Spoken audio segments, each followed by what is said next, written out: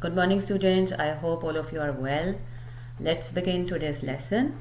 So, in our last lesson, we read about the marching towards World War One, and today we will learn about the lesson 2, that is Europe plunges into war, and that is chapter 29, the Great War, and you will find it on page number 845.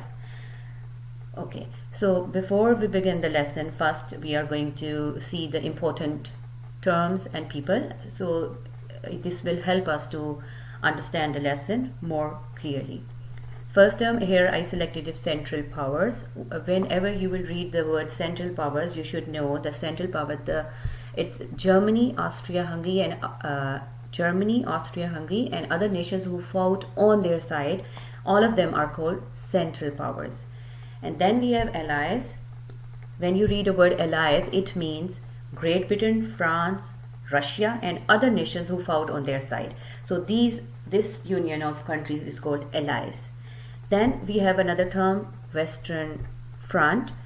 Western Front is a region of northern France where much fighting took place. So you will read this term, Western Front. It means a region of northern France. Then we have Schlieffen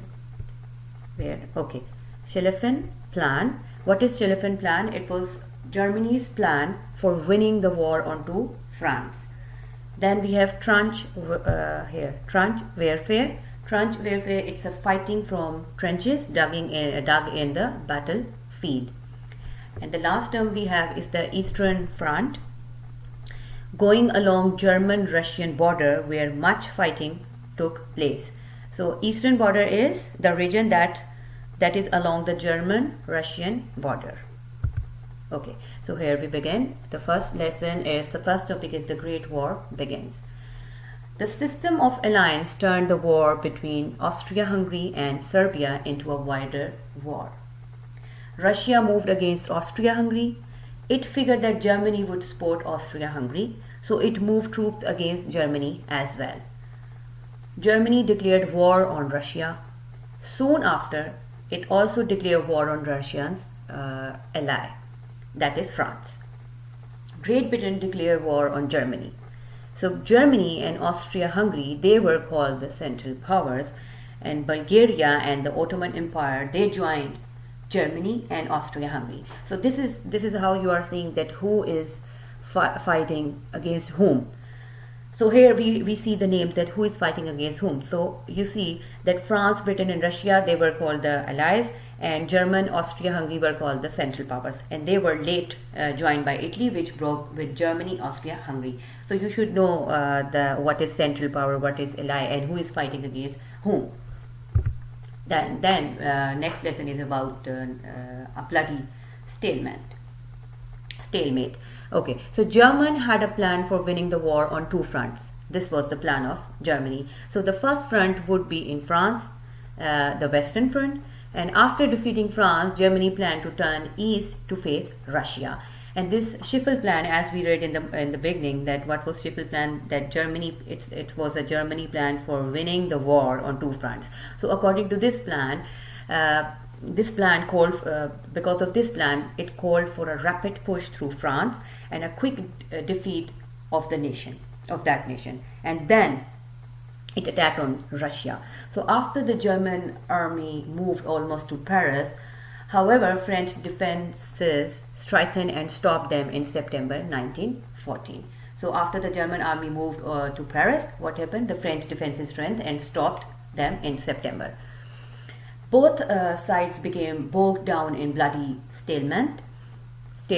Soldiers dug deep trenches into the ground. So here you will see how the soldiers dug the trenches, and trench warfare began. So this is how the trench warfare began, and when soldiers left the trenches to storm enemy lines, they faced powerful new weapons, and this is very horrible. Like what type of weapons they face: machine guns, tanks, poison gas, and large pieces of artillery.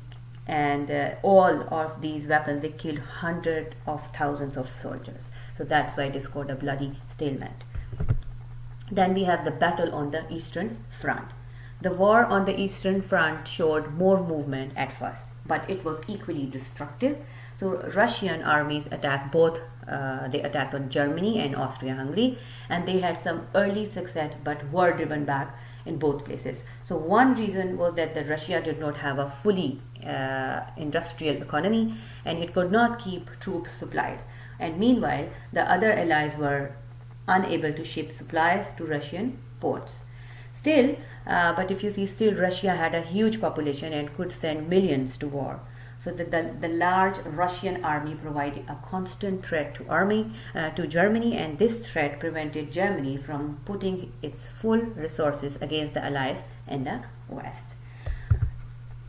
Okay, and at the end, as usual, my request to all of you to read this chapter again, this lesson again fully, and memorize all the terms, and also memorize that who was fighting against whom. And few questions is your activity for today. After reading the chapter, you should be able to answer few questions I am going to tell, and few questions you will find at the end of your chapter in assessment section. So it's your task for today to attempt both. Okay, so for example, how did so many nations become involved? Who were the allies and central powers? What kind of warfare was used? What was the war like on the Western Front? What weakness and strengths did Russia have? What happened on the Eastern Front? What were the characteristics of trench warfare? So you will find the answer all in your book. So it is your task for today to find the answers and write them down on a notebook. And meantime, take good care of yourself, and see you again. Bye bye.